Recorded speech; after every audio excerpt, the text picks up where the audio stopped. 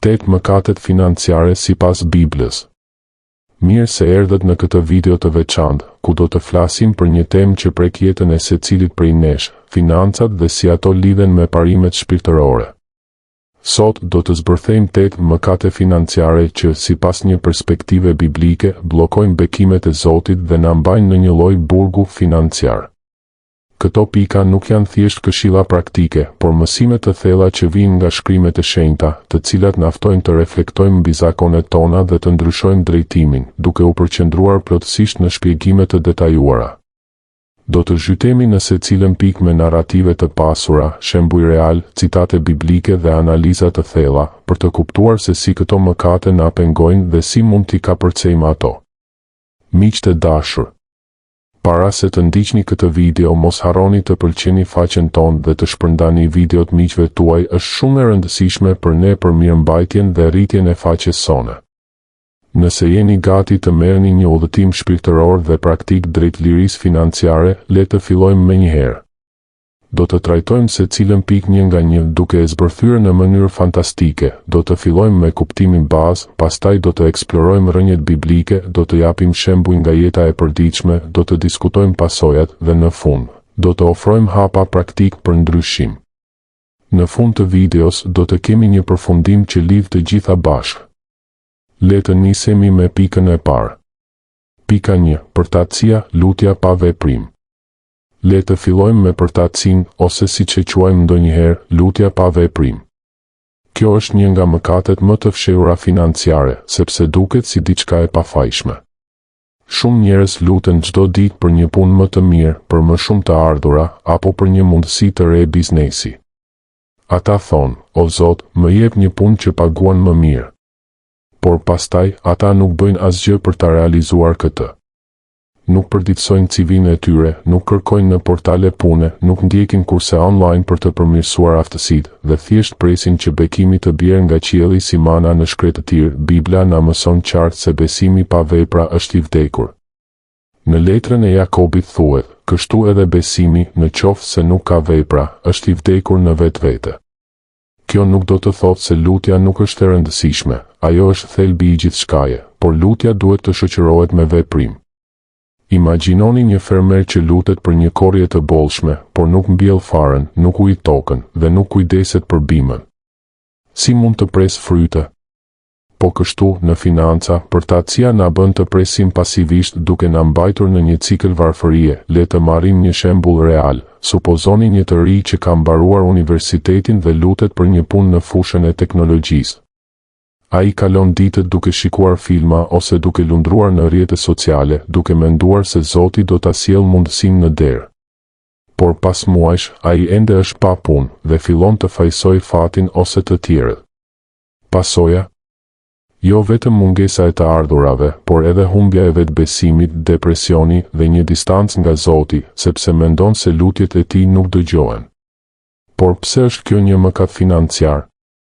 Sepse përtatësia bllokon rrjedhën e bekimeve.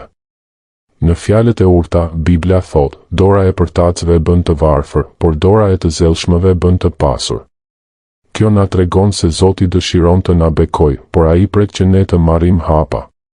Për të kapërcyer këtë, filloni me veprime të vogla. Përditësoni profilin tuaj në LinkedIn, dërgoni 5 aplikime pune në ditë, ose mësoni një aftësi të re falas online. Lutuni për udhëzim, por pastaj veproni siç ju udhëzon shpirti i shenjtë.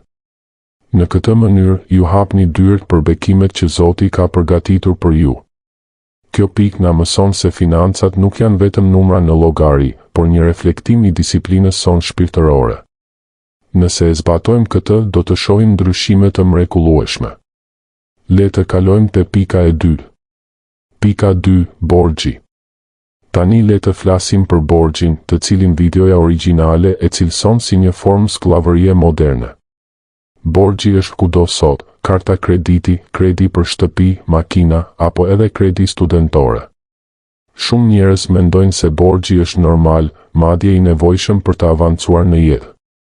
Por sipas Biblës, borxhi është një barë që na lidh dhe na pengon të jetojmë në liri. Në fjalët e urta, thuhet: "I pasuri sundon mbi të varfërit dhe huamarrësi është sklav i huadhënësit." Kjo është e qartë, çdo muaj që paguajmë interes, ne jemi duke i dhënë para dikujt tjetër për padurimin ton. Pse është borxhi një taks mbi padurimin? Sepse ne duam gjëra tani, pa pritur të grumbullojmë para. Imagjinoni të blini një telefon të ri me kredi, duke paguar 20% interes. Në fund, ai telefon kushton shumë më shumë, dhe paratë që mund t'i përdornit për të investuar ose për të ndihmuar të tjerët, shkojnë te banka. Pasoja financiare janë të mëdha, stres, pagjumësi dhe madje divorc në disa raste, sepse borxhi krijon tension në familje. Le të marrim një shembull. Një familje merr kredi për një pushim luksos, duke menduar se do ta shlyejnë gradualisht. Por pastaj vijnë faturat dhe ata detyrohen të punojnë më shumë, duke sakrifikuar kohën me fëmijët. Shpirtërisht, kjo na largon nga Zoti, sepse ne bëhemi robër të paras, jo të Tij.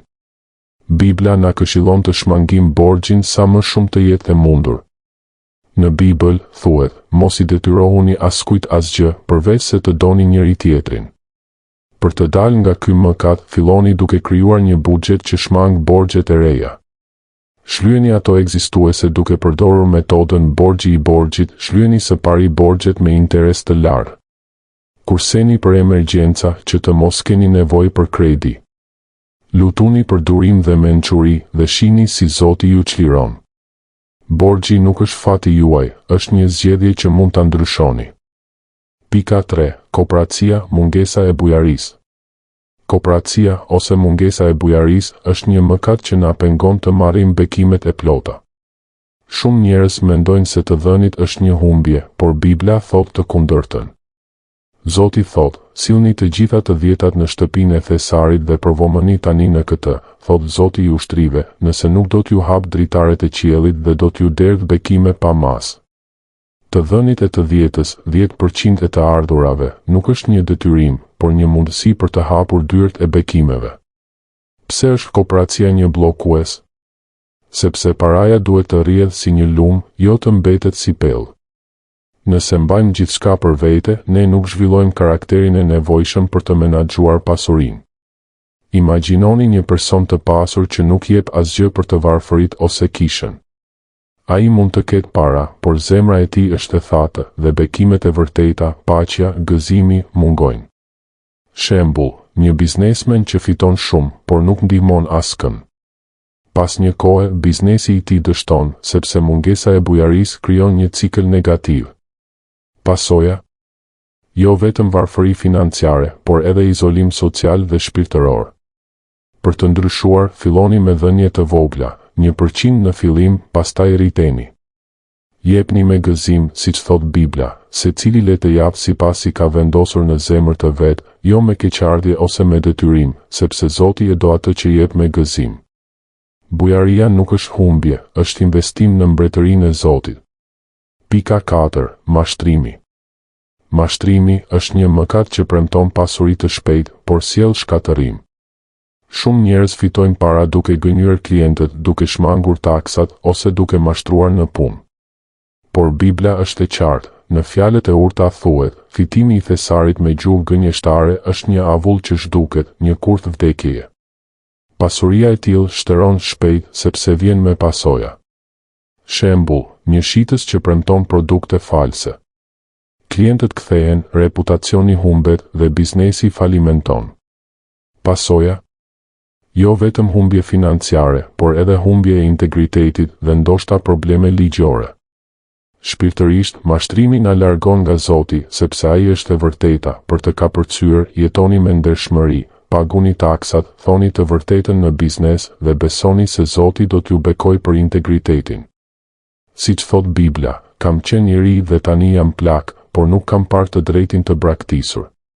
Pika 5. Shpërdorimi, menaxhimi i keq. Shpërdorimi është blerja e gjërave të panevojshme për të lënë përshtypje. Bibla thot, në qoftë se nuk jeni besnik në pasurinë e padrejtë, kush do t'ju besoj pasurinë e vërtetë? Nëse nuk menaxhoni pak, Zoti nuk ju jep më shumë. Shembull, dikush blen rroba të shtrenjta për të dukur i pasur, por pastaj nuk ka para për ushqim. Pasoja, borxhe dhe stres. Për ndryshim, krijoni buxhet, 50% nevoja, 30% dëshira, 20% kursim. Lutuni për mençuri. Pika 6. Zilia. Zilia është krahasimi me të tjerët duke na shtyrë drejt shpenzimeve të panevojshme. Në Bibël thuhet, mos lakmo shtëpinë e të afërmit tënd. Zilia na bën të harrojmë bekimet tona. Shembull, duke parë postime në Instagram, blejmë gjëra që nuk na duhen. Pasoja, borxhe dhe pakënaqësi. Kura, mirënjohja. Shkruani çdo ditë 3 gjëra për të cilat jeni falënderues. Pika 7. Dëshira për pasurim të shpejtë. Kjo është ndjekja e skemave fito shpejt. Bibla thot në fjalët e urta, pasuria e fituar me nxitim paksohet, por ai që grumbullon pak e nga pak, do të ketë bollë. Shembull. Investim në skema piramidale. Pasoja, humbje totale. Ndërtojeni pasurinë gradualisht me punë të ndershme. Pika 8. Idhujtaria, dashuria për paranë. Kur paraja bëhet Zot, ne sakrifikojmë gjithçka. Në Bibël thuhet qartë, sepse dashuria për paranë është rrënja e çdo të keqeje.